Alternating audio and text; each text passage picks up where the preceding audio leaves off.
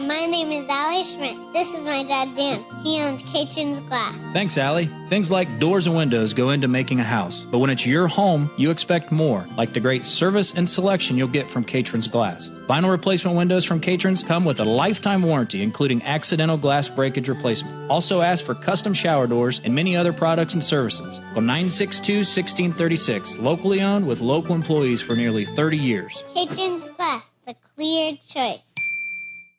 Welcome to the BeTempered podcast, where we explore the art of finding balance in a chaotic world. Join us as we delve into insightful conversations, practical tips, and inspiring stories to help you navigate life's ups and downs with grace and resilience. We're your hosts, Dan Schmidt and Ben Spahr. Let's embark on a journey to live our best lives. This is BeTempered. What's up, everybody? Welcome to the BeTempered podcast, episode number 24. I thought we were 23 and a half. 23 and a half. Yeah, for Shawn. We'll call it 23 and then we'll update it as 24. It'll be 24 on YouTube. Well, good. Well, we have, we're back to an interview here after a couple of just you and I talking. Yep. And, I am super excited for everybody to hear this man's story. I grew up with him, played a lot of sports with him. I've known him pretty much my whole entire life, and he's got a story, and we're excited to hear it. So, Shawn Ruebush, welcome to the BeTempered podcast. Well, thank you for having me. Yeah, it's gonna be it's gonna be a challenge, but hey, yeah. I'm here, and I hope somebody gets something from it, and when you told me you were doing a podcast, and like I told you, I was like, this has been on my mind for a long time, for years. Yeah. And I said, well, maybe this is the avenue. Yeah. And like you said a few days ago, like when you, like what you told me last night, that meant a lot. Yeah. So. Well, it did. And what, Shawn and I always try to have a conversation with our guests before the next day, just to make sure there's no questions or, just to kind of review some things, because for most people, this is the first time doing a podcast. It's correct. It's a little bit intimidating. It is with all the lights. Like it's nothing like you would expect. Even the microphone's completely different. It is. And so I like to have those conversations just to kind of walk and talk through things. And I told you last night, and I'll share this with everybody, when Ben, when you and I decided we were going to do the podcast thing and we started looking at guests, I had two people on my list that I wanted to get on because, one, I knew how impactful it would be for our listeners. And, number two was Coach Kelly. He was, just an amazing man and a mentor to me, and he was on episode 10. But number one was you, Shawn, and because I was part of your story growing up, and I don't truly know all the details of it, and I think what our listeners are going to hear today is going to be very impactful in a positive way because of what you went through, and I think I told you, or maybe I put it on the website. And people will see, Shawn Ruebush is the definition of BeTempered. He has been through the fire, and he has come out better because of it. And so, Shawn, we are, we're excited to hear the stories. But there was something funny we discussed last night when you and another high school buddy came and visited Brad and I at the University of Dayton. So let's start with that. Let's start with that, because everything else is going to be not so fun for me. But first off, I want to thank you again. I appreciate those kind words. So Dan, you went to UD, everybody knows that. And I went every year to watch at least one of your games. And I believe it was your junior year. Me and a high school team, high school kid, went and we watched you, and your dad was there, and Brad's dad was there, Eric, Keith. We all went out to the ghetto. Which is the student neighborhood. Right. And that's where you lived. Yes. So we just started walking around having a good time, and probably stumbled our way back into your house pretty late. Yeah. And then about, I don't even know what time, maybe 4:30, 5 o'clock in the morning, I wake up to 4, maybe 5 UD football players, one of them with their hand over my mouth going, shh. and saying, if you know what's good for you, you're not going to move or do anything. And I just went, yes, sir. Thumbs up. Then I look at Jim Bob, because there's two people on Jim Bob too. And that same thing. And me and Jim Bob just like, what are we doing? We're just like, we're good. Yep. So for the next 30 minutes, we proceeded to watch them destroy your house. They took all your furniture, and I believe they moved it outside and stacked it up as high as they could. And it was just like, I should be doing something. And I was just like, I'm being a very bad friend right now. Yeah, you were. But like I said, I told you last night, Ron White was telling a story about, I don't know if they would have whooped my butt or not, but I know how many people they were going to use to whoop my butt if I didn't do something. So I just kind of stood there and, watched them. And then when they were done, the walk of shame to, I don't know where I went. I probably went to the basement to get you. And I'm like, hey, you need to go upstairs. And then, or I actually remember maybe them screaming and making a lot of noise and to wake us up, to wake you up. Right. And I just got reamed for the next 10 minutes on why I didn't do something. What the hell, Shawn? You're right there. Jim, you guys are watching this whole thing happen. And what's crazy about that is our junior year, that it was the upperclassmen who it was. We would go back and forth. And I told you, we had got them, and what we would do is we would go in the bedrooms, we would go in the living rooms, we'd go in the kitchen. We'd take anything in every other room, and we would take it to the living room. We'd pile it to the ceiling. It was just this thing that we did. So they were getting us back, but then they got us back again. We had a group of guys, we went somewhere and we were gone for the evening, and we come back and all of our stuff is piled in the center of the living room. And then you walk in the kitchen, and Swanee, my buddy, had some Ritz crackers, like a whole fresh box. And those guys took every Ritz cracker out and they put peanut butter on it and they stuck it to the ceiling. So the whole ceiling in our kitchen was Ritz crackers stuck to the ceiling. So I'd have just left them up. Right. We might have, or somebody's girlfriend might have cleaned it up. But it was all in good fun. It was, those remember, and I do remember that because I remember being like, Shawn, like, you'll fight anybody. Yeah, but not those seven guys. of them. Oh, that's a good story, man. Well, again, we're excited to have you, Shawn, and I want to start off here by you, like we do with all of our guests. Talk about your childhood growing up. Okay. Well, first off, I want to say, like, everything I'm about to say, and tell you about my story, and it took me a long time to realize this, but I've been blessed. You have. I think God chose me to deliver this message. And don't feel sorry for me, because I love it. God gave me a story to tell, to relate to children and to kids that has went through something like me or is going through something like me. So please, I don't want, this is very uncomfortable for me. I am furthest away from the spotlight guy you'll ever meet. You are. So I don't want people to feel sorry for me. I'm blessed. I'm thankful that this happened to me. It gave me a heart for children and caring for people. So let's start there. Yeah. So I'm thankful for my life. But childhood growing up, I lived with my dad. Didn't really know my mom. Remind me later to talk about that, because later in my life, about 7 or 8 years ago, I did get in contact with her, and that's an important part of my life. But when I was growing up, I was raised by my dad. From as long as I can remember all the way up till I was about 10 years old. My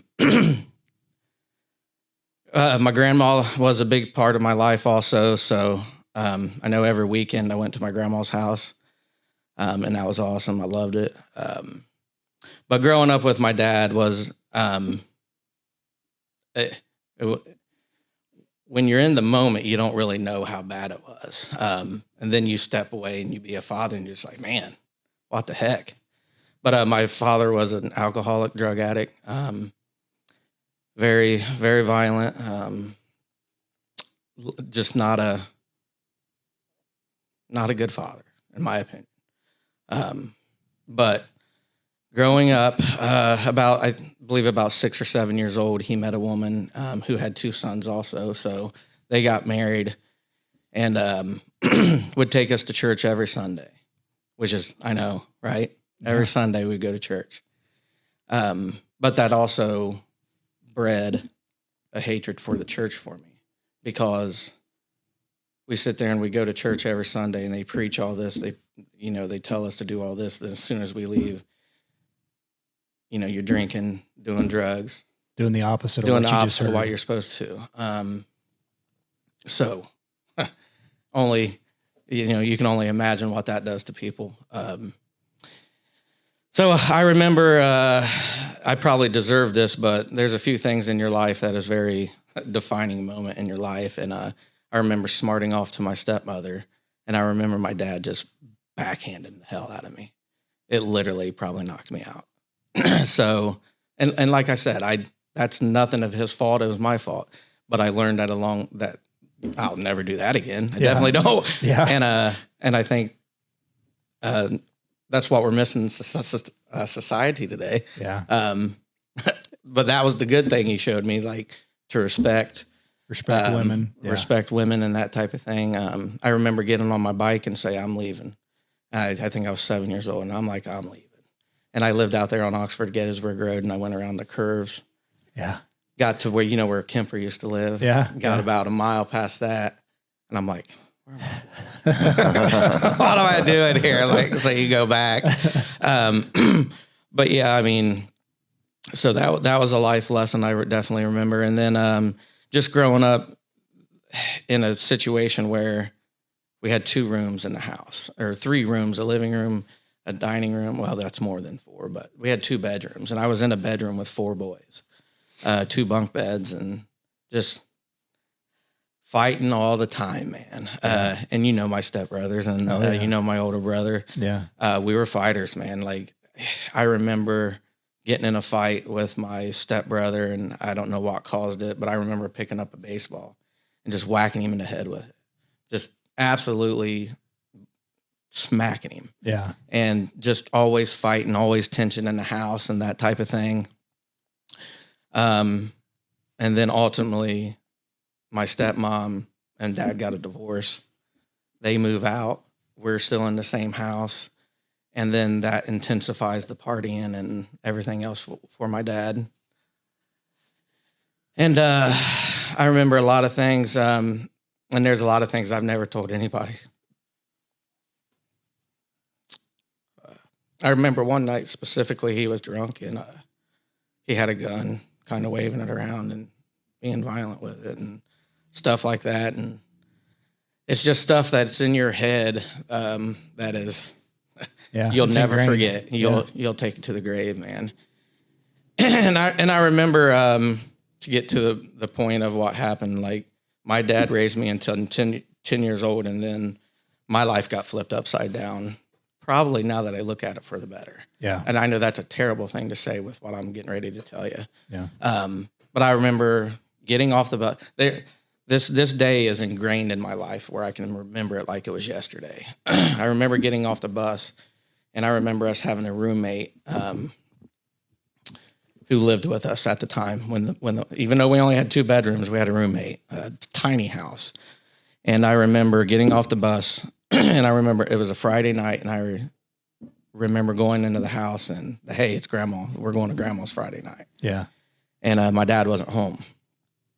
So the roommate says, hey, I'm gonna take you over there. And didn't think nothing of it.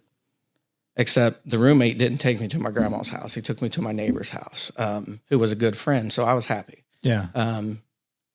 Nick Hudgens. Yeah. And, yeah. I went to Hal Hudgens' house and Brenda Hudgens, and I went to their house. And to me, that was awesome because me and Nick were really good friends growing up. So we just hung out and played. And then, 2, 3, 4 hours we're there. We're like, hey, I want to go to grandma's house. And they just don't let us. And that was odd. So that's when your brain starts working and what's going on? What's going on, man? So finally about, I want to say 9:30, 10 o'clock, we go to our grandma's house finally. And something was clearly wrong. She was crying and all this. And we're like, what's wrong? and we have no clue what's going on. So I remember in the kitchen, we had this little tiny TV, and we were watching TV, and you know how those news clips comes on, 3 people shot in new pairs, 2 dead. Yeah. And me and my brother just looked at us and said, no way. Yeah. And finally our grandma told us that my dad was shot and killed in New Paris, Ohio. The guy shot 3 people, 2 of them died, and 1 of them was my dad. So, And that's how you found out? and that's how I found out. Kind of On the news. on the news. Well, it put the thought in our head that was a possibility. Yeah. Because we knew something was wrong. Right. And for Granny to be crying and acting like that, and then you see that, and then, you know, you think back, you know, I'm over at my friend's house for longer than I would normally be. What's going on? Yeah, so you put all the pieces together. Even being 9 and 10 or 10 years old, I mean, it was just like, hey, something's not right. Yeah, you could feel it. Yeah. So, yeah, that's how I found out my dad was killed. So life changes in an instant. Forever. Yeah. Yep. So you go through that as a young kid, and you're with Granny, and I can only imagine emotions, and I see it right now, and I understand, and I can kind of remember back. What grade would we have been in? Fifth. Was that 5th grade? Yep. Because I feel like we were in the same class, because I remember hearing the news in the classroom that your dad had been killed. And, you know, see, no one, like a lot of people tell me that too. Yeah. I've heard a lot of people through the years say, well, I knew about it in school. I didn't. Yeah. No, I mean, yeah. No one told me nothing. Well, and I don't know. And I don't blame them. Yeah. And I don't know who that wants to deliver that. I don't know that I heard that before you found out. I just remember hearing that. Oh, okay. But you know, yeah, I didn't know, you know, as a kid, you don't know what that means. You just know, like, holy cow, his dad's been killed. And, so very, very, very difficult time. So after that, what comes of that? What happens? So there's a custody battle with my grandmother and my mom. So it wasn't much of a battle, in my opinion. I didn't know my mom. Right. So me and my brother talked to a judge, and he's like, what do you guys want to do? We're like, we're going to grandma's, man. Yeah. So that's what we did. And to back up a little bit, to just, like, my grandfather had a massive stroke, and he was 325 pounds. He lost all function of his left side. And my grandmother, if anybody knows my grandma, she's like 4'9", Tiny fireball. Yeah. Like, just she's a fireball. But she chose to still work and take care of him. Didn't put him in a nursing home. Took care of him. So what my grandmother took on was she already had 2 full-time jobs, working, taking care of him. And then she took on me and my brother when I was 10 and he was 11. So, but like I said, it's the two different environments, you know, right, was a blessing in disguise. I don't know where I would be today. I mean, nobody does. No. But it would have probably been a darker path than it is. Yeah. So for sure, in my opinion. Yeah. But I just remember, do you remember, I've had a few people ask me this, and do you know when you're about to wake? I wake up before my alarm every single day, and there's like an hour where my mind is just awake and it's just foggy, like you're half dream, half awake. Yeah. That's what it felt like for years. Like, Yeah. I'm going to wake up. This is not going to be true. Yeah. And that feeling did not go away for a long time. Yeah. So it was, I mean, yeah. I mean, I get it. You're a young kid. Your life's been flipped upside down. Even though it wasn't great to begin with, you at least had some stability a little bit. Even if it wasn't great stability, you know, going to Granny's house was something every weekend that you look forward to. Right. And then now she's essentially your mom, right? She's essentially taking over 100% caregiver. Yeah. And 100%. one thing about my grandmother is, she taught me a lot. We got Social Security checks every month from Social Security for my father. She never, ever used it. Really? Ever. Really? When I say ever, never. She never used it. Huh. She took care of us with her own money from what she worked for. And when I was 18, she gave that all to me and my brother. Wow. So that's amazing. It is. An amazing It woman. is. Yeah. So yeah. So you move in with Ruby and living in the her name's Ruby Mae Ruebush, man. Yeah. Best cook on earth. She was, man. I still couldn't gain weight in high school for football, but I ate well. Yeah. But so yeah, we're living with her, and you're still kind of dealing with all that stuff. And then December 21st, 6 to 8 months after that, my dad dying. You already know what happens, man. We lose everything in a house fire, and even my grandfather. Everything. I actually meant to bring pictures, and I forgot, but lost everything, man. I remember that day like it was yesterday also. I remember waking up in the basement with me and my brother and our grandma yelling at us, and we immediately run upstairs, and she tells us, hey, there's a fire. It's in Norman's room. And we're like, we're okay. We already know he can't move. Right. So me and my brother try to go in there, and there's no way. The smoke is just rolling. Yeah. It's already flamed out the roof, and just everything was rolling. And there's nothing you could do.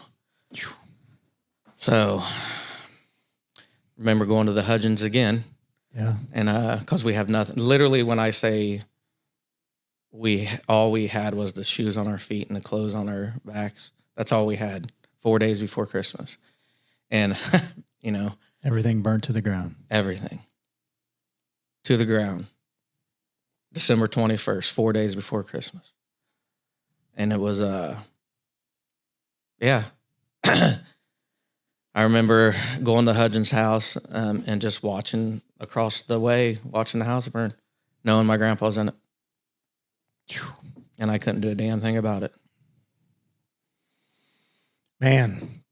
So you're 10, right? 10 years old. Getting ready to be 11. December 28th was my birthday. Yeah. You're getting ready to be 11 years old. You just went through more trauma in 6 to 8 months than most people go through in their lives. But yet you're sitting here talking to me, telling me your story, telling us your story, telling the world your story. Why?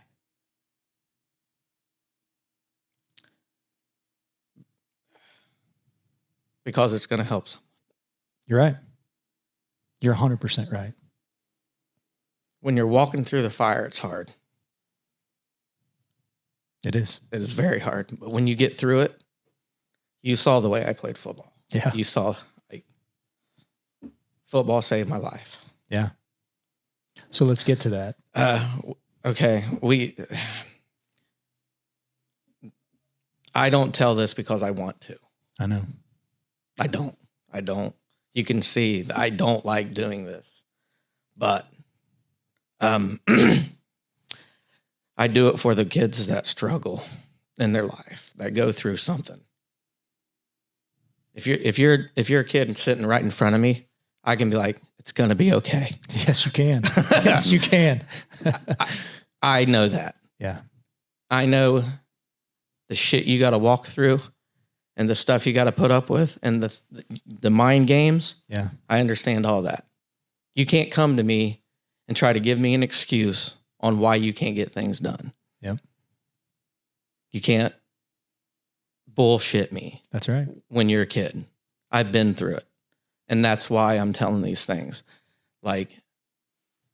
It just keep fighting and keep walking. Keep going. Once you get through that fire, you're actually going to have an appreciation for what you went through.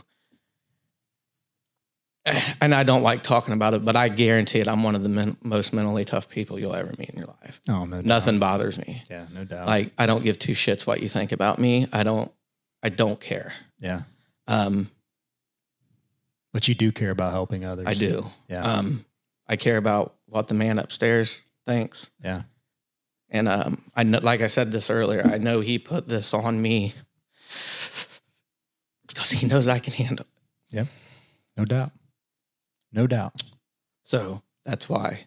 Yeah. And getting into coaching, I know we're going to get into coaching, and I was an angry kid. Yes, you were.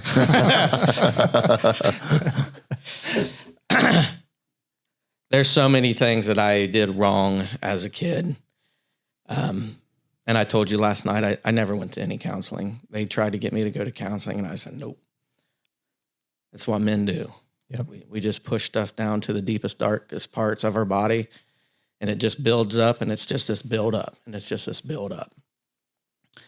And I remember asking for a cookie from one of our classmates, and he wouldn't give me a cookie. And I'm like, just punched him right in the face.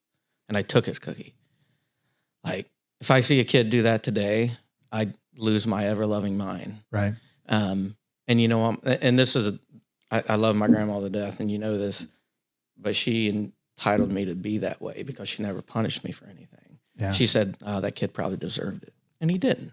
Well, look at what you went through, right? She was trying to protect you because you went through more in a period of 6 to 8 months than, like I said, than most people go through in their lives. I so when you understand told me that last night, I never saw that, but we were kids growing up. I mean, she was always sweet granny, and she'd tell you how she felt, you know? I mean, she was just an awesome woman. And so when you tell me that, I was thinking about it last night. I was laying in bed, and I'm like, well, you know what? I can see why she was like that. She wanted to protect you. I didn't need protection. Whether right or wrong. Right. You didn't need protection, but you needed her. I needed guidance. You needed guidance. I you needed discipline. And you found that in football. Absolutely. Yep. You found that with some coaches. So talk about 7th grade football. That was the first time you started playing football, right? Yeah. That's the first time I did anything organized at all. I remember Ron Clark. Yeah. Ron Clark. Mr. Man. Clark. And he probably doesn't remember this at all, but he said something so simple that changed my life. To play football, you got to have good grades and you got to stay out of trouble. So simple. So it didn't mean anything when I said it at the time because I didn't even know if I liked football. Right. And then all this anger built up in me, and I'm like, ooh, I can let it go here. I can absolutely just get it out. Yeah. And that's why I played football the way I did. Yeah. Because I tell kids today, like this last Friday, this kid, very talented freshman, could tell was getting frustrated. And people were calling him some racial slurs. I looked at him and I said, good. I said, you remember how you feel right now? Go out there on the field. Yeah. Let it go. Yeah. Let it go in the weight room.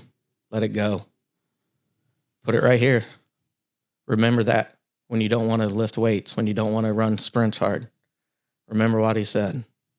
And he went out there and had a great game. Yeah. I know that was a little sidetrack, but yeah, 7th grade football, man, changed my life. Just getting a way to let it all out. And not getting in trouble for it. It encouraged Right. to let it all out. And I was small back then, man, and I wasn't. You were small in high school. Come on, you never got big. So, but that led me also to basketball. Yeah. And I'm like, ooh, I kind of like this sports thing. So never played basketball in my life. Never even picked up a basketball. Never even knew what football was. Never watched it on TV or nothing. Just started. Yeah. And fell in love with it. Fell in love with competing. That's all. That's what I needed. Yeah, you did. Yeah. So you get through middle school.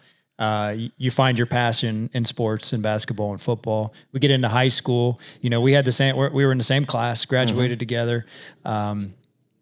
We get into high school. Freshman year was pretty tough, right? 0-10. rough. Hey, but here's one thing I remember. So you got to remember the positive. Yeah. I remember the freshman team playing Eaton and beating the hell out of them. Yeah, I do too. So yeah, I do remember that. we played a few JV games and we were okay. Yeah. Yeah. We did good. But yes, 0-10. Yeah. Dude. That was rough. That's rough. But come sophomore year, we have a man, Coach Kemper, comes in. Let's talk about him. It's going to be hard. Bigger than life person. Yeah. Big man. quick story before we get into that. My God, you remember him doing the weightlifting power specific stuff? I remember. When me and you were in the back, and he warned us a little bit. Like, we were in the back before this man was getting ready to bench press 550 pounds, like 3 times. Yeah. And we didn't know what the hell we were getting ready to see, but we go into the back with him, and he was like, yeah, come on back. And he was like, ignore this next 30 seconds. And he snapped ammonia. Yeah, smelling salts. Yeah. Smelling salts. Sniffs it and just starts going crazy. Yeah. And I'm just like, this man will kill someone. So then he sprints out there like a man on a mission and just. Yeah. And I was just, what just happened? Yeah. And I was like, wow. See what I remember that. I remember all that because when he sniffed that ammonia or the smelling salts, he screamed. Yeah. And I just remember a bit like pissing down my leg. Like, what just happened? Yeah, who is this guy? And he's like, I need you to spot me. I'm like, so am you? You're going to bench press 550 pounds? I can't. What am I going to do? You're going to die. You're right. And then he reps it out 3 times. It was like, insanity. Yeah. So yeah, Matt Kemper, man. And by the way, I was still an angry kid. Like, I didn't get much discipline from my 7th and 8th grade coaches. Right. Ron Clark actually couldn't coach a 7th and 8th grade year, and we had 2 fill-ins, which are great guys. I remember them still to this day. Yeah. Just great, fun-loving guys, but they were not football coaches. Right. Yeah, I agree. I agree. Good guys. And so, and then I don't remember a lot of discipline my sophomore or my freshman year either. I remember the hazing that we took, and everybody talks about how soft kids are today. And oh my gosh, like we went through some bad things. We did. But I'm glad it happened. Yeah. That taught me how to be more respectful than anything else. Like, I'm going to respect these seniors. Yeah. For one reason. Yeah. I don't want to do that again. That's right. Yeah, that's right. So yeah, the sophomore year of meeting Matt Kemper is like, oh my God, that guy's huge. And then he tells you a story how he was at Miami, Ohio, tried out for some NFL teams. And I was like, how on God's green earth is this guy not good enough to play in the NFL? Yeah. And you just realize like how good those guys are. Right. And I remember him, I don't know what it was about me, but he took a liking to you. He did. Yeah. Maybe he heard my story. Maybe, I don't know. Right. But he took me under his wing. Now, he was not easy on me. No. I was a skinny, like literally, I think I was 125 pounds. Yeah. My freshman year, sophomore year. But he saw something. Well, here's the thing that really pissed me off about him. He put up a depth chart. And I was like 3rd string cornerback. I said, all right, okay.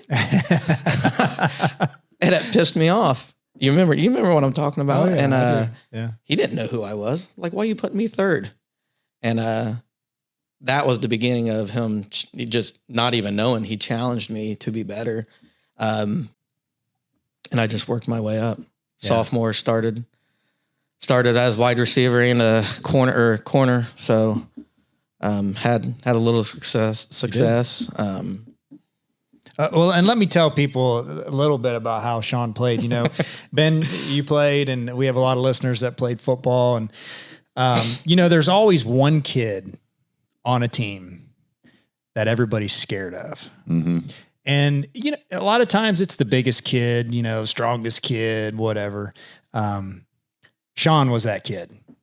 And Shawn was that kid because of you had no fear, right? And knowing your story, it's easy for people, I would think now, to see why. I mean, I saw him knock kids' helmets off. He busted a kid's spleen. I mean, it was just like reckless abandon. I mean, if kids hit like that today, they'd get thrown out. They would get thrown out of the game. Yeah. I mean, he just would just destroy people. There was only one person I was afraid of, and I'm a big guy. I mean, I was 6'2" in high school, big kid.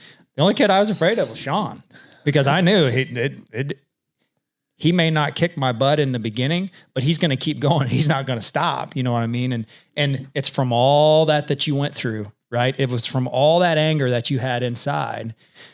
Coach Kemper, Coach Hoffman, Coach Swihart, all those guys in high school found a way to motivate you, and you used it in the right direction. Correct. Right? To push yourself to be the best that you could be. And you did. I mean, it was awesome, man. It was an honor to be able to play with you, because I knew that no matter what, if somebody's coming after me, Shawn was going to be right behind him before I could even turn around. You know, I mean, he was the guy he was going to fight or die. Good or bad. Well, look, man, that means a lot that you say that. I never knew that. Yeah. And I coach with Paul Thomas now, and yeah, he was that guy for me. Yeah. Because Paul Thomas was big. Yeah. He was fast. Yeah. Like, I don't want to say I was afraid of him, but I was, when you get in those drills and you're like, damn it. Like, I got to tackle him, and I'm just like, all right. And he told me the same thing. He's like, man, I knew you were going to take my knee out. I wasn't a dumb football player. I would have never ever tried to tackle someone high. I'd just shoot your legs and it would just be a missile, and I couldn't take on blockers. Right. Yeah. I was just smarter than most people. And but you're right. I didn't. Who cares? Right. What do you got to lose? Nothing. Right. Nothing. Right. And nothing. I had nothing to lose. Yeah. And I knew it. Yeah. And yeah. And I don't like talking about me, and but I wish it seems like that the angrier the kid, the better the football player. Absolutely. Oh, Yeah. 100%. 100%. And unfortunately, I don't know. I wish just kids could step into those lines and just flip a switch. Yeah. I was a nice kid off somewhat. I got better. You had your moments. As long as people gave you a cookie. Yeah. Well, my grandma was such a good cookie maker. That's why I wanted this cookie. I got to compare. Absolutely. So we get through high school. What's next for you? There's a lot in there that and I want to go back on to what you just said, man. And it wasn't just one coach. It was Lon Swihart had a huge part of my life too. He was my position coach. Matt Kemper was my offensive position coach. Lon Swihart taught me a lot of discipline. Yeah. And how to be smart down and distance. And you can translate that to life. I learned more on that football field than I ever will in school. Oh yeah. Not maybe not maybe math and how to do this, but how to deal with things in life. Yeah. And how to overcome things. Like, I don't care who you are. I've got the shit kicked out of me a lot. Yeah. Because of my mentality. Yeah. Yeah. Okay, I think I can do. Oh God, that was maybe not such a good decision. But I mean, getting kids in sports with good coaches is the most important thing you can do as a parent. I agree. 100%. Yeah. You cannot replace the things you look on, like on the football field. You can't replace what you learn there. The grit, the toughness. I don't want to do this. You have to. It sucks. It's terrible. Yeah. You get knocked down, but guess what? You got to get up. And you told a story last week about your first conditioning day with Kemper and how you fell over. I passed out that day. And that wasn't even 2 days. That was just a camp. That was like I literally fell down and passed out, and he's like, get up. And I got up, and I was so lightheaded. Yeah. I remember everything just going white, and I fell. Yeah. Yeah. But that's what he got out of me. Yeah. I wanted to work for him. Yeah. Run through a wall for him. Yeah. And I would have. Yeah. So. Yeah. High school football, man, there's nothing like it. And here's the thing that people don't understand. And Frank Carr was a big influence in my life, and he coached with me, and he told me this. He's like, when you hang up your football helmet, you'll never get it back. You can play baseball, you can play basketball, you can play volleyball, you can play all these sports. You'll never put a helmet on again unless you go to the next level. And that does something to you, man. Like, when you put that helmet away, knowing that it's going to be your last time, don't don't leave anything on the field is what Kemper used to always say, man. Yeah. And like just give it your all and everything you got, cause you never know, man. And that's one thing that they all taught me. Yeah. To get back to the point, I was still an angry kid. I have a brother who was more talented than me at football. I believe that. How I know that? Because he beat the crap out of me every day in basketball and on the playground. But he's the perfect example of what can go wrong. Yeah. My brother's been in and out of prison, in and out of jail. He was in a mental institution for, who knows how long, 8-10 years. And he's never the same person because of drugs and all the life decisions that he made. And he just couldn't deal with what happened to him. And not saying that I dealt with it great or anything, but I found a release. He didn't. Right. His release was drugs, alcohol, and all that other stuff. Right. And it's unfortunate, man. But that's what good football coaches do. That's right. That's right. Good coaches, good friends, right? There's influences in your life. And the coach, I agree. For me, same experience as far as those father figures, especially for you that you needed at that time, right? But for me too. I mean, my dad was involved in the program as well. And I, I had a fantastic childhood growing up. I think everybody recognizes that. But, who your friends are, who you hang around with, who your coaches are, all that goes in together. And you and your brother are a perfect example of how it's a two-way street, right? You get to that fork in the road, which way are you going to go? Right. And unfortunately for your brother, he went the other way. And he played football. He did. Yeah. My sophomore year. Yeah, he did. George, his junior. Yeah. And everybody saw how talented he was, but it was already going up here. Yeah. Yeah. And because of everything that you went through, that's why you're sitting here, because you are an example of how you can walk through the fire. Two people can go through the exact same thing and have completely different outcomes. You talk about Ed Milet talks about his dad being an alcoholic. Other people talk about their dad being an alcoholic. Two kids raised in the same family. The one kid grows up, doesn't touch a drop of alcohol. The other one grows up and does. You ask them both the same question. Why did you become an alcoholic? Because of my dad. Right. Why did you not? Because of my dad. That's exactly right. It's exactly right. And we never know how life is going to go until it plays out. Right. And look at where you're at. Look at what you're doing. You went through absolute hell. I mean, nothing anyone should ever have to go through, especially a 10, 11-year-old, right? So we get through high school. What's next? So, and like I told you this last night, and no one knows about this, and by all means, I don't want anyone to feel bad for this. But I was supposed to go to a community college. Our head football coach was leaving. And take it back, like we grew this really close relationship, man. I was his aide at our junior year and senior year. So I spent a lot of time with him, not only on the field, off the field, in school. And that's another reason I contribute how I was I was good at football. I knew what the other team was going to do while watching film. Right. I remember him sitting down and watching film with me and showing me things. And he didn't have to do that. Right. But that friendship / coach relationship grew. Mentor. Yeah. Not only on the field, it grew off the field. And he was like, Coach, he's like, Ruebush, you know how his eyebrows would go up. Like, I think you should come coach with me at Madison Plains. I said, I'm in.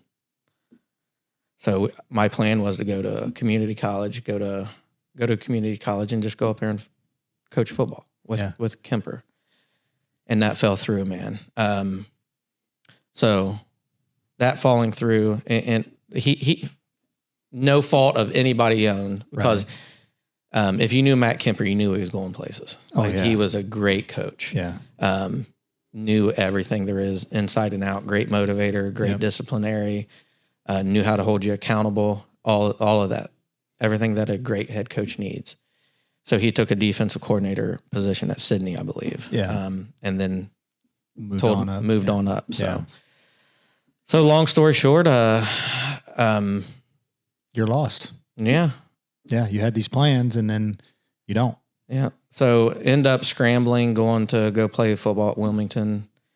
And when I get there, I was in love with a girl. Yeah. Well, that was problem one of going to college football. Like you're 2.5 hours away from, the people you care about. And then when I got there, man, my heart just wasn't in it. I think you were done. Yeah. Well, I think it was more the heartbreak of not being with Kemper. Right. And that type of thing. And so that didn't work out. So, and here's what I want to tell people, man. And I know you're going to ask me at the end, like, I wish somebody would have told me to not. I had all these people saying, hey, man, if football doesn't, because of my stature, right? No one believed in me. Yeah. And it got to me there. It got to me. Yeah. And, hey, have a plan B if that football thing don't work out. Have a plan B if that football thing don't work out. That's the worst advice you could ever give to somebody. Yeah. Especially your own family members. Like, no, there was an itch inside me, and it was through football. Yeah. And all the people around me, guidance counselors at the high school, grandma, everybody. What's your plan B? What's your plan B? Yeah. You put doubt in people's minds. Yeah. That's the worst advice you could ever give your children. Have a plan B. Putting their fire out. Yep. Yeah. And,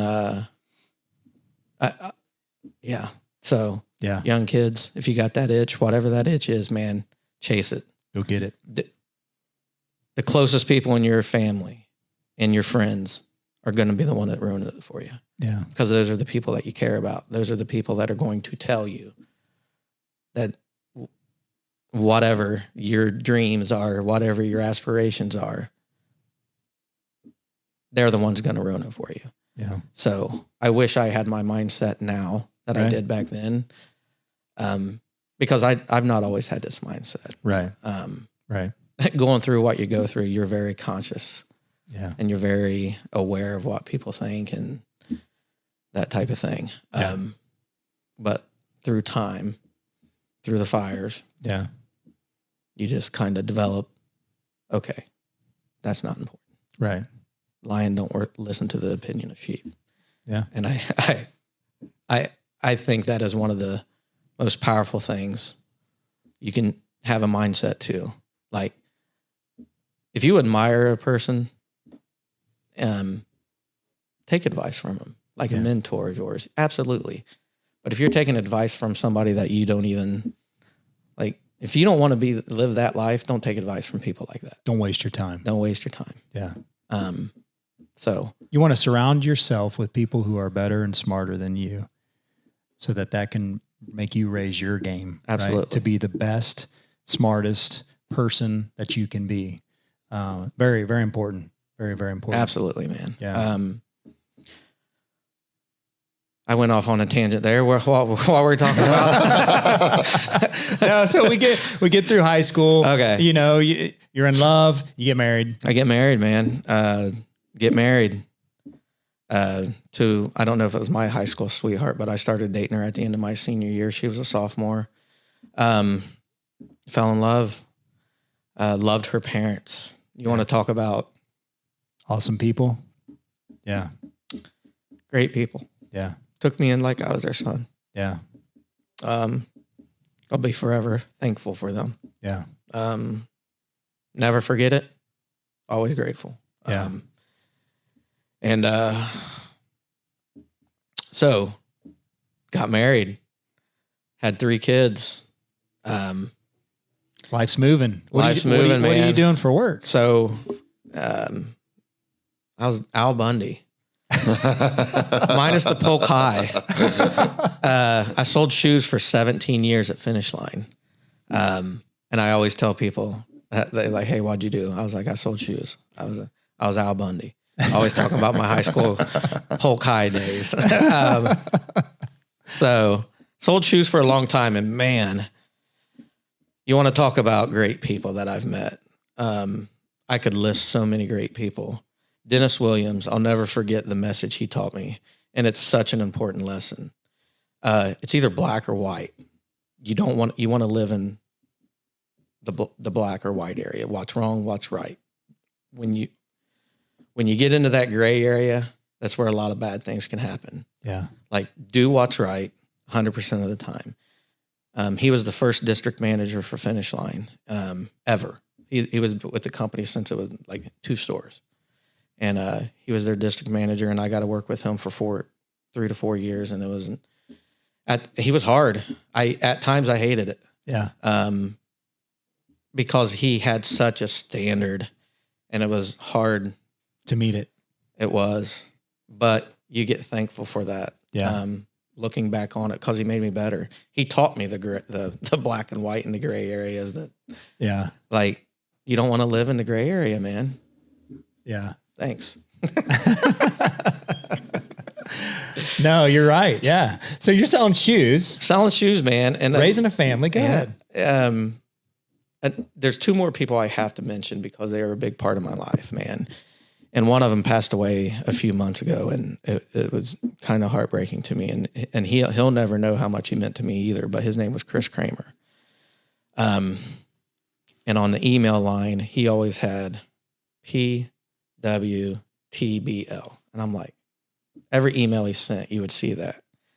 And one day, I won a trip to go down to Punta Cana? No, not Punta Cana. Dominican, somewhere down Dominican Republic. Yeah. And he won the trip too. So we met, had a good time, wives hung out, had a great time, and got to know him. He's a huge Buckeye fan like me. Yeah. And just, man. And I asked him, I was like, what's that mean? He goes, passionate warriors born to lead. Okay. And I was like, nice. And that's what he was, man. He was just a great leader. Yeah. Loved working for him. And another person was Rich Cadle, man. Loved working for Rich Cadle. Yeah.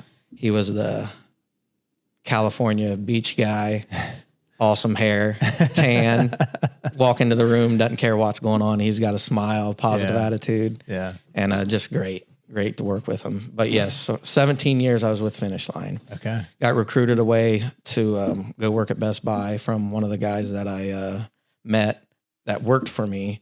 I got him promoted to be a store manager. He had a lot of success, got recruited away by Best Buy. And so went to work for Best Buy. And within 6 months, they realigned their entire company. They were struggling at the time. So there was 2 sales managers in each store. They cut one of them. I was only there for 6 months. The other guy clearly knew what he was doing, and I didn't. Right. So, so you find yourself without a job. Find myself without a job. Well, I had to work out a 2-month period. So I worked there for 8 months. They were going to give you a severance package, but to get that, you had to work out, the next 2 months. And, but I found a job at Love's Travel Centers. And man, they paid you well, but you earned it. And worked you like a dog. Like a dog. And I didn't deal with the home work-life balance really well with that job. We were open 24 hours a day, 7 days a week. Christmas Day, I had an employee die at the store. So imagine getting a call. I'm trying to have a good time with my family, open up presents, 7:00 in the morning. And I get a phone call, and I ignored the first one. I'm like, it's Christmas morning. It can't be that important. Right. Get another one, ignore it. Third one, I'm like, okay, something's wrong. Right. Answer the phone. They tell me the news, and I'm just like, are you kidding? So that's the type of business I ran, man. Like, it was one of the busiest truck stops in the Midwest because of the Indiana diesel fuel tax. Right. They didn't have any tax on diesel fuel in Indiana. Yeah. So every company forced people into Indiana stores.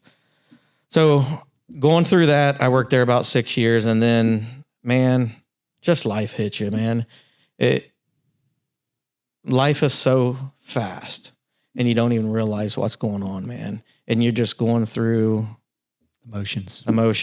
And I left out a very important part. One of my good friends from high school, that was my center when I played quarterback, came to me when my son was 1 year old, and he was like, came in the finish line, sold him some shoes, and said, "Hey, you should coach football with me." And I was like, okay. So we started coaching Pee Wee football together, and that's kind of where my coaching career started. Yeah.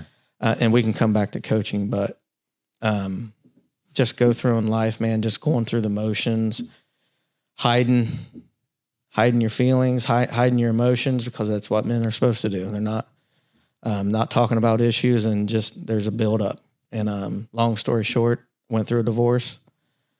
Hardest thing I've ever went through. I know that's by far the hardest thing I've ever been through in my life. I didn't want it, but It happened. I truly believe, I know I wouldn't be sitting here right now talking to you if this didn't happen. It led me to my faith. Which is amazing, because you're a kid growing up and you're in that toxic environment. Right. You go to church and you see how people can be hypocrites in your family. So you want nothing to do with religion. And here you are, and you find faith through the most challenging time of your life, even though we've already heard what you went through as a kid. By far the hardest time of my life.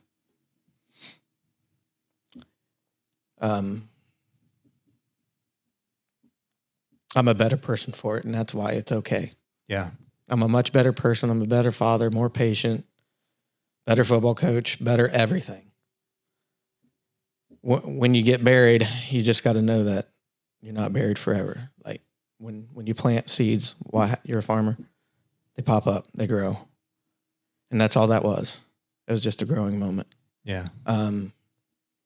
Painful, but needed. Yeah. That led me to my faith. And I remember Justin Schwartzel going to his house, which house you owned at the time, or your dad owned. Yeah. Where I grew up. Yeah. Yeah, where you grew up. And I remember Justin just say, "Hey, come to church with me."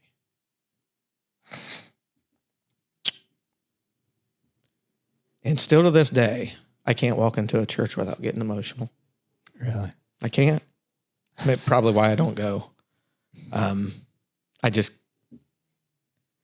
no one's perfect, man. I the emotion that church brings to me, especially in that one. I remember to the day, the very first day, like I want you guys to understand how important this part of my life was. And just the sermon that the preacher gave that day when I went, basically the preacher was talking about a relationship with God. And he had a bunch of beach stuff over here and a bunch of beach toys. And like, that's what a lot of people think it is. And then over here, he just had a book bag. And he was like, "This is not what you're going to get. You're just going to get this. It's The book bag. It's a hype. It's a progress. It's work. It's a book bag." And he said something that I'll always remember this. And he says, "It doesn't matter how far away from God you are. You can walk 10,000 miles away from him. All it takes is one step back." That's powerful. And he probably doesn't even know that, but Yeah.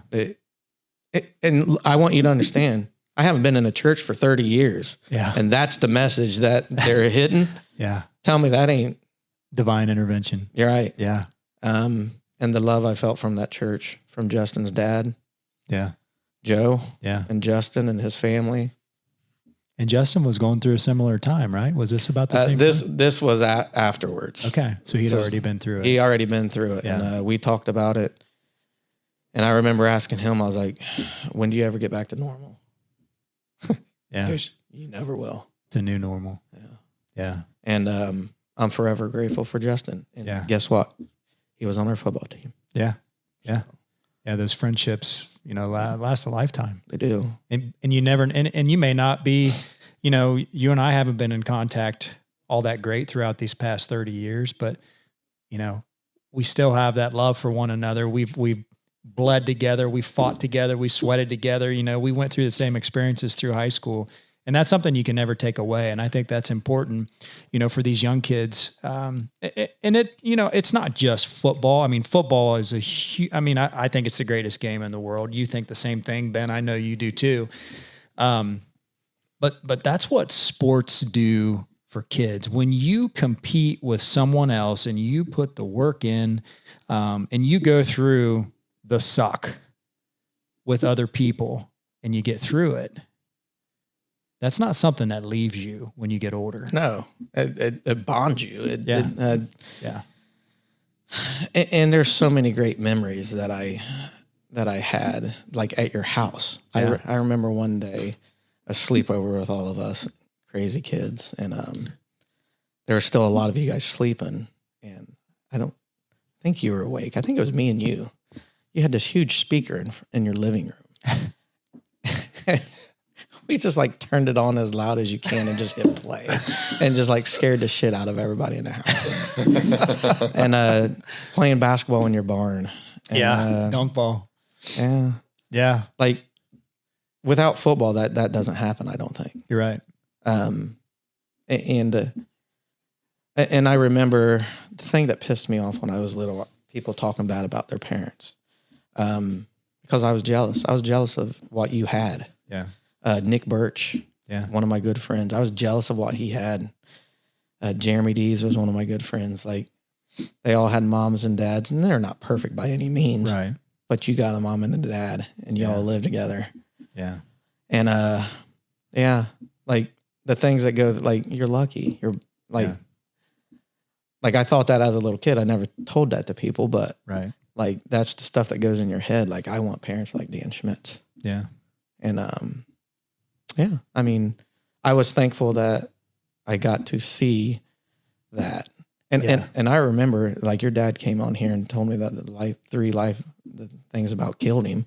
I remember that chainsaw incident, man. Yeah. I remember that and seeing his face. Oh my gosh. It's mangled. Yeah. And a piece of meat. Yeah. Yeah. Yeah. It's amazing to think back on all those stories and to hear you say that about, because I feel like sometimes I take, my family for granted because I didn't have the struggles that you had. I didn't have the struggles that you had. I'm very, very fortunate to have been raised the way I have. But I'm also just as fortunate to have you in my life to help to open my eyes a little bit that, you know what, I got it good. I got it really good because Shawn doesn't have what I have. But I think that helped to bond us a little bit because we were different, because you wanted that. And I wanted to see you succeed. I wanted to see you be the best that you could be, even though I was scared shitless of you. So you go through the divorce. We know what a trying time that was, but that was a change that you needed. And that was the change that made you face your demons as a kid. So talk about that a little bit. Okay. So going through this divorce and this painful time, I hired two people. I hired a man, supposed to be one of the greatest counselors in the United States. And he was. He taught me everything that I've done has led to what happened. And he just taught me responsibility. Like he taught me a lot. There was like a 14-week course and all that, but everything in your life is your responsibility. And if you're not happy where you're at, it's on you, period. Can't blame anybody else. And once you know that, you almost feel like a release. Yeah. Because if you're not happy where you're at, it's your own fault. You can choose happiness. Miss Gookin, Kay Gookin. Yeah. Went through, like, I'll never forget the message that she chose happy, died of cancer. smile on her face all the whole time. Yeah, for sure. And that's what he taught me. And then this lady, basically to get to your question, like I didn't face anything That you dealt with. that I dealt with as a kid. It was still there. And I know you probably think it sounds like it's still there. You're emotional about it. It's still there because I'm an emotional guy. Yeah. I play football with emotion. I play everything I do with emotion. So when I talk about that, I'm not sad. I'm not sad about it at all. Right. It's just that happens. Right. And it's hard to talk about. Yeah. But I'm not sad about it. Again, I'm very thankful that God chose me to put through the fire more than once. Because he knew you could handle it. Yeah. Yeah. And I'm still here. But I didn't face anything my whole life. So this gentleman, I was like, okay. So basically what I did is I hired a counselor from Texas, and it was all Zoom calls. And it was an 8-week counseling sessions, one a week. And the week 1 through 6 was just getting to know me and getting to know my story and this, that, and the other. And at the end of week 6, she started to really dig into some things, and she sent me a piece of paper that had all these just words on them, all these words. And she says, I want you to look over them and all that and all this. And I did. And then on week 7, she called me and she's like, we're going to talk about this. And she was like, what's one of your triggers? And I didn't have to think about it very long.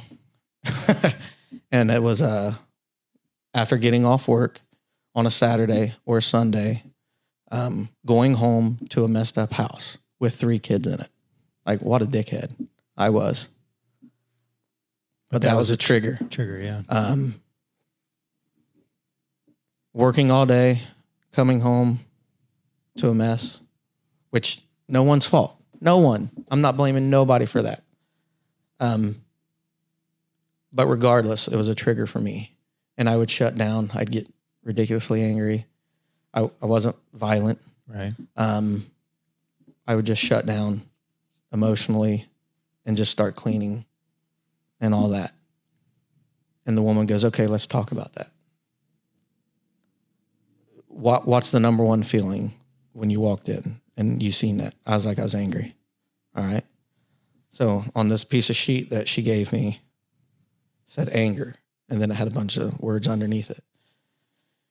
And she goes, I want you to look at those 20 to 30 words and pick out 3 of them. And the 3 words was disappointed, let down, alone. She goes, who let you down? Who disappointed you? My dad. She goes, when you feel anger, that's what you feel. She was right. 100%. Yeah. And I never dealt with the anger. My release was gone. I didn't have football. Right. Now you got life. Yep. You got kids. Can't go hit people like you can on a football field. Right. That's right. So what'd you do to overcome that? Well, this woman changed my life. She asked me one simple question. She goes, do you think any 10-year-old had the capability of dealing with what you dealt with at 10 years old? And I laughed. I said, no. She goes, exactly. And now you're a 38-year-old man trying to deal with it. And you suppressed all that feelings and all those emotions, and you've never dealt with them. And then she said,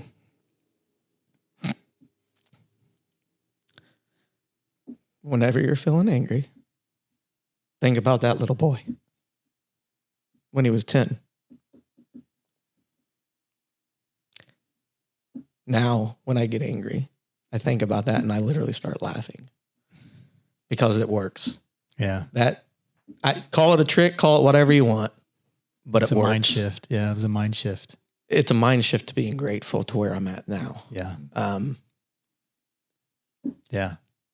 So it it changed the way I viewed a lot of things, and it changed the way I dealt with anger. And it helped to get you through that. Yeah. It did. Helped to get you through what you say is the most difficult time of your life. Absolutely. So we're going to try to land this plane. Otherwise we're going to be here for 4 hours. I'm okay with it. But as we talked last night, you had made the comment about, a recent situation, at the school, at our former school, with football coach. And you talked about, kind of some things that happened and, didn't go exactly the way that you had thought that it would go and that other people would go, especially a good friend. Right. But can you kind of tell that story a little bit? Because I think it's important for you to share it for other people, because in life, we go through the motions and we have these expectations of, okay, I'm next in line for this promotion or for this coaching job or whatever. And it doesn't always work out. Right. But you made a very important, it was a quote from Inky Johnson, where we talked last night. Kind of tell that story like you told me last night. All right. So I've been coached. There's a guy that was my center. He, like I said, he asked me to coach in Pee Wee, and that started my coaching career. And we he's coached high school before, and he took a step back from high school, coached Pee Wee, and me and him, coached Pee Wee for quite a few years. He moved up to middle school. I stayed down at the Pee Wee level because my kids were going through it and that type of thing. And we kind of grew up not only playing football, but coaching football together. And in the last 6 or 7 years, we were coaching high school football, and the head coach decided to retire last year. And he applied for it. And I wanted him to get it. I thought he would have done a good job and a good friend, and I wanted him to get it. But he didn't. So brings me back to why I coach football. It would have been super easy for me to walk away from football. But then when I start thinking about Matt Kemper, Coach Hoffman, Lon Swihart, why did they do it? I could have easily made a personal choice and not coach, but it's not about me. And that's what Inky Johnson talks about. At this point in my life, it's about giving back to the community. And I had an out, had an easy out. I could have said, you know what, you didn't hire my friend, I'm out. And that's what I tell the kids. I don't want to be hypocritical. I tell all these kids all these things, and then look at me when I'm going, when something doesn't go my way, I'm out. What kind of coach is that? Yeah. So, and we were doing a leadership class with some of the seniors and a few of the younger leaders. And I told them that, man. And the new head coach interviewed me, liked me, and he offered me to coach with him. And I told him, I was like, I'm in it for the kids, man. Like, that's why I do this. I don't do it for anything else. Yeah. And I knew, I told you this last night, there's a few things you cannot fake. You cannot fake passion, and you cannot fake enthusiasm. Like, I don't care what you can lump that into authenticity. Authenticity, yeah. You cannot fake those two things. No. And I didn't know about this new head coach. Right. He came from a school and not a very good record at all. Oh, Ben went there. Yeah. Oh, yeah, it was your school. One of the greatest schools. Great. Pound pride. But when I saw him in the weight room, and the way he goes after it, and the way he coaches, and the passion and the enthusiasm that he has, I'm like, I'm in. Yeah. And me being there the longest tenured needed those kids to buy in. Yeah. And that's when I told him, I'm like, and I told him what I just said. Yeah. I was like, it was easy. It's easy for me to walk away. I I barely got paid to coach football ever. And it's clearly not about the money. This year I'm getting paid. Thank you. But it was, and that's life. When I'm going to try to remember exactly how Inky says it, but you know why people quit? Because they're selfish. Mm-hmm. Period. Yeah. Justin Swartzel played football because of me and you. Yeah. I played football for a different reason. Right. Everybody plays football for a different reason, but if it's not because of, I played football for you. I played for Justin. I played for Tushlog. I played for Dunham. Yeah. I played for all those guys that I didn't mention. Right. And now, like it's not even about me. It's about just. It's about the kids. It's about the kids, man. It's about giving back. Yeah. And that's what it's about for me, and it'll always be about that for me.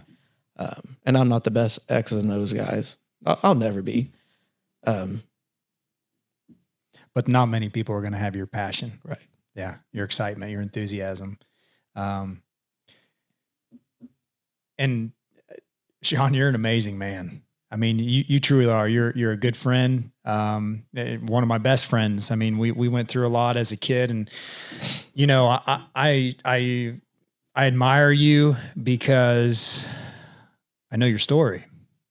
You know, and you don't recognize that as a kid growing up, even though you hear this happen and that happen. You just, you know, with your youth, you don't understand that and how it affects somebody. But I think, like you said, as you go through life, as you go through different situations and things happen, I think as we get older, our mind gets clearer, right? We start to see the bigger picture of things. And, you know, I don't know if 40 is the age that happens for most people, but I feel like for me, it was kind of a similar time to where for me, it was like, okay, do I want to be where I'm at in my life and just go through the daily grind and doing this and doing that and being satisfied with, really, in my opinion, mediocrity, you know, being just, okay, well, I've done this and done that, and it's not that great, really. Or do I want to give back? Do I want to help people who need help? Whether that's kids, whether that's adults, whether that's whoever it might be. And that's, again, we talk about this podcast. That's what it is for me, is for giving back, for telling your story, because there's a Shawn Ruebush out there, right? There's a 10-year-old Shawn Ruebush out there. Maybe not went through the exact same things that you have went through in your life. Maybe worse. Maybe not. Maybe not even close. But there's someone like you that is going to be there for them. That is going to be that Coach Kemper, that Coach Hoffman, that Coach Swihart, who's going to take them under their wing and not just coddle them, you know, and say, oh, it's going to be okay, but to push them to be better, right? To put them at number 3 on that depth chart, to see how they react, right? And that's what you are for a lot of those kids. So I can't say thank you enough, because I know how difficult this was for you. You know, we've been messaging back and forth here for the past month or two. And, you know, I didn't want to ask you to tell your story, and you brought it up. You know, you brought it up to me, and you know, I don't remember the exact words, but I think you had said, it's time. You know, it's time, and God's telling me this is the avenue that I need to do it. And I hope you feel okay for telling it. I mean, I do. It's when something is just weighing on your heart, and it is a release to get it off. Yeah. And it's, I knew it wasn't going to be easy, but what's Coach Kemper always say? Nothing's easy worth doing. Yeah. So it was worth doing. I hope it helped. Yeah. Oh, no doubt. I'm thankful. And I think getting back to what you're saying about mediocrity is like good people and good men always ask yourself, are we doing enough? And that's where my struggle comes a lot of the time. Am I doing enough with everything that I got? Am I? I don't know. You are. But you can do more. I can do more, right? Ben, you can do more. Yeah. You know, I mean, that's what this life's all about. That's what, in the position that we are in and coaching and in owning a business and working and, Ben's running the Pee Wee program over at Eaton and doing the same thing that we're all trying to do. We're all trying to make this world a better place. We're trying to get these stories out so that these young kids don't have to wait till they're 39 years old to go through it and to face it. Right. Let's deal with it right now and let's get better because of it. I'm blown away. I mean, honestly, I wish I would have brought a piece of paper. I mean, this will be one of the podcasts I will definitely go back and re-listen to because I'm just sitting here in my mind. I'm thinking, as a little kid, you held all those, everything down inside, and then you had to bring it back up. And, a couple times, like when we're talking, you're like, I do what men do and just bury it down deep, and then you had to bring it back up. And it's almost like, I wish kids at this, it's okay to talk about it. You know what I mean? And obviously you were in such a tough place, but thank God you had coaches and people to pour into you. And like, I pray everybody has somebody like you, just a coach that wants to pour into you. Like so many times we look at X's and O's or how bad the coaches are about relationship wise, like develop a relationship with those kids. You're talking about off season workouts and stuff like that. Like football is a great game. It's the best game in the world. And half the reason is you're practicing 5 days a week. You get to play once, right? Yeah. 2 a day. So you're practicing 2 times a day. So that's 10. And you got 3 weeks before your first preseason game. So you're talking about, you're not reaping the rewards. You're just going through it. You have to have a coach that can build that culture, build that brotherhood. And man, Trail's lucky to have you. I can tell you that for sure. And then and then one of my other passions is what you said about if you had somebody in your life that was not telling you plan B.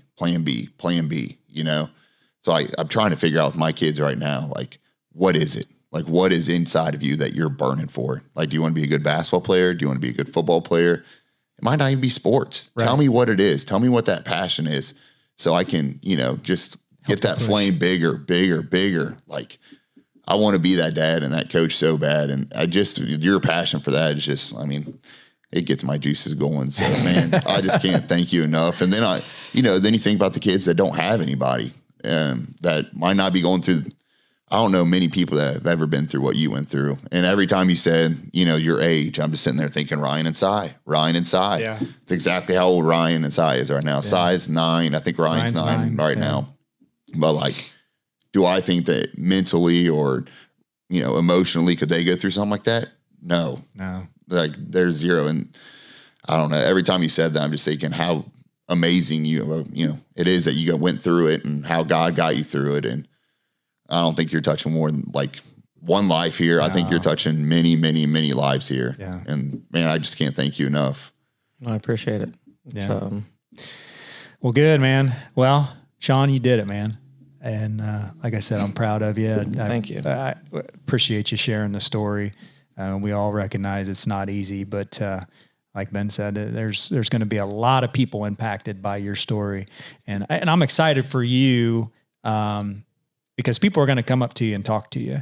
And I hope that, that you're open enough now to have those discussions, not that you weren't before, but don't suppress it, right? Let it out. If there's a kid that comes up to you, pour into them like I know you're going to do with passion and understanding because, like I said before, you are the definition of BeTempered. You have been through the fire and you were my number one. Now you've told your story. Now we're done. We're going to retire. Yep. Thanks for listening to BeTempered. We're done. 24 was it, No, we appreciate it.